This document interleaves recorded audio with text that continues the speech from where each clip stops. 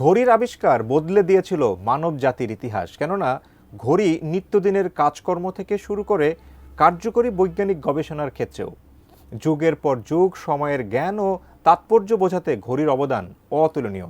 তবে জেনে অবাক হবেন, পৃথিবীতে সাধারণ ঘড়ির পাশাপাশি রয়েছে কেয়ামতের ঘড়িও, যা নির্ধারণ করে পৃথিবী কবে ধ্বংস হতে পারে।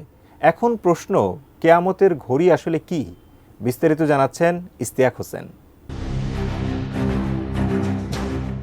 ডুমসডে ক্লক বা কেয়ামতের ঘড়ি আবিষ্কার করেছিলেন পৃথিবীর ইতিহাসে অন্যতম বুদ্ধিমান তিনজন ব্যক্তি, যাদের আবিষ্কার এই আধুনিক যুগের বিজ্ঞানীদের এখনও বিস্মিত করে। বিশেষ এই ঘড়িটি 1947 সালে bulletin of the atomic scientist দ্বারা তৈরি করা হয়েছিল। মার্কিন এই সংস্থাটি বিজ্ঞানী Albert Einstein, J Robert Oppenheimer এবং ইউজিন রাবিনোভিচের হাতে প্রতিষ্ঠিত হয়েছিল। আর তাদের আধ্যাত্মিক চিন্তার মাধ্যমেই ডুমসডে ক্লক বা কেয়ামতের ঘড়ি আবিষ্কৃত হয়।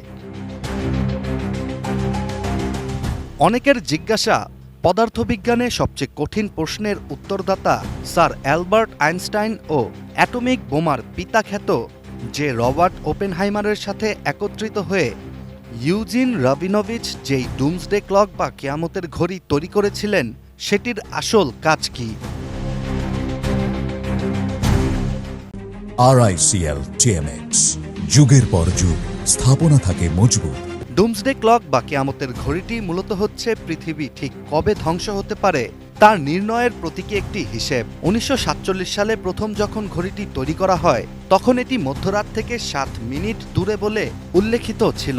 এখন প্রশ্ন, পৃথিবী ধ্বংসের হিসেব এটি থেকে কিভাবে বোঝা সম্ভব? Bulletin of the atomic scientist এর তথ্য অনুযায়ী ডুমসডে ক্লক বা কেয়ামতের ঘড়িতে উল্লেখিত মধ্যরাতই হচ্ছে পৃথিবী ধ্বংসের মুহূর্ত। ফলে মধ্যরাত থেকে ঘড়ির কাঁটা যত দূরে থাকবে, পৃথিবী ধ্বংস থেকে ঠিক ততটাই দূরত্বে রয়েছে।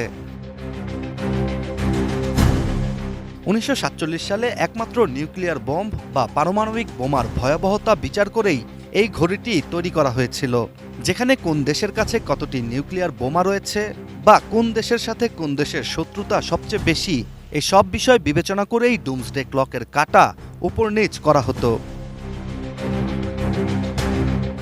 পৃথিবীর ইতিহাসে সবকিছু বিবেচনা করে ডুমসডে ক্লক 1991 সালেই মধ্যরাত থেকে সবচেয়ে বেশি দূরে অবস্থান করেছিল।